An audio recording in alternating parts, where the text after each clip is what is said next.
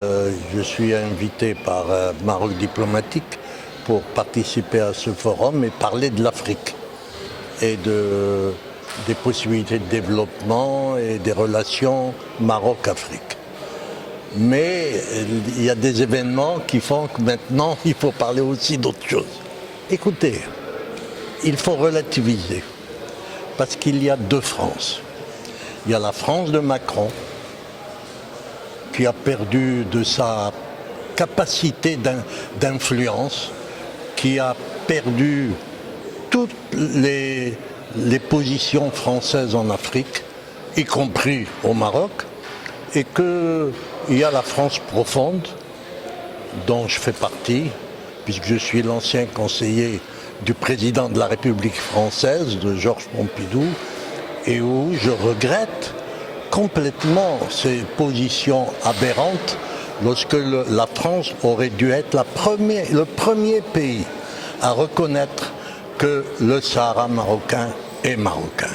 Ceci dit, je dis qu'il faut relativiser parce que ce n'est pas cela qui va empêcher le Maroc à continuer à développer ces régions du Sud. Et on le voit, on y est aujourd'hui et on peut constater que on peut, comme on dit, les chiens aboient, la caravane passe, c'est la même chose. Je crois qu'il faut relativiser complètement cette déclaration saugrenue qui n'est pas conforme à la politique habituelle de la France qui prétendait, au moins au moment où j'étais moi à l'Élysée, on prétendait avoir une politique arabe, une politique marocaine intelligente. Il faut constater qu'aujourd'hui, le Maroc, la France de Macron, elle ne l'a pas. Il est venu faire un circuit en Afrique en disant qu'il avait beaucoup de choses à dire. Il a dit beaucoup de choses qu'il aurait pu dire de France. Et il aurait pu éviter comme ça des manifestations anti-françaises qui ont eu lieu au Gabon lorsqu'il a voulu prendre la parole. Vous savez, il s'est caractérisé au fur et à mesure de son mandat, le premier et le deuxième, par des déclarations saugrenues qui ne sont pas du niveau d'un président.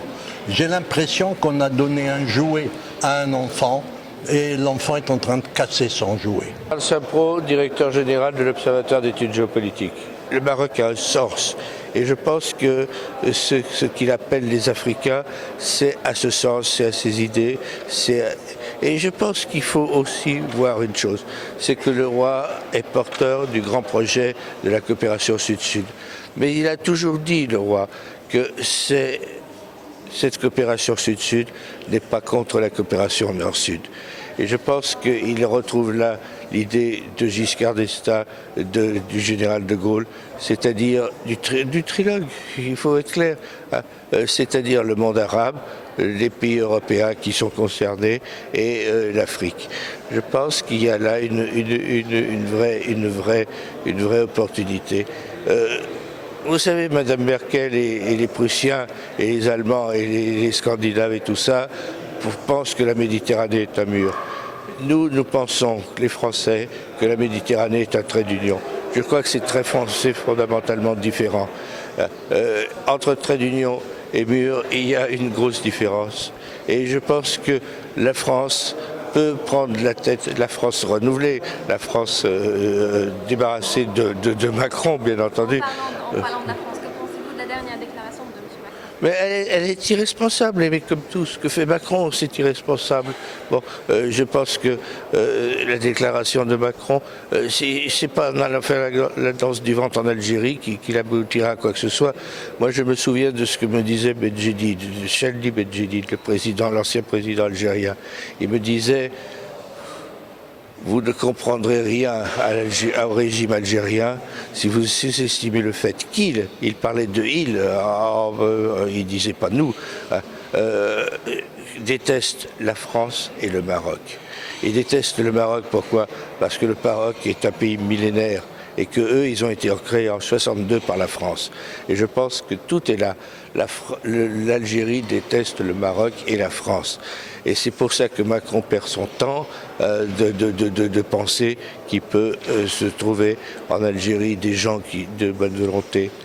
Il pourrait y aller à quatre pattes, à poil et avec une plume dans les fesses. On lui demandera toujours plus, parce que de toute façon l'Algérie demandera toujours plus aux Français.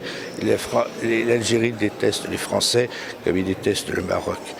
Et c'est pour ça que la déclaration de Macron est irresponsable. Nous sommes les amis du Maroc et nous le resterons et nous devons le rester. Oui, mais ça c'est irresponsable parce que qui donne des armes au Polisario aujourd'hui, sinon l'Iran. Les drones iraniens menacent le Maroc. Les drones, et c'est l'Algérie qui les paye, bien entendu. Bon, donc on pousse d'un côté, on pousse le Maroc dans les bras d'Israël, et de l'autre côté, on dit il faut pas avoir des relations avec Israël. Tout ça est irresponsable.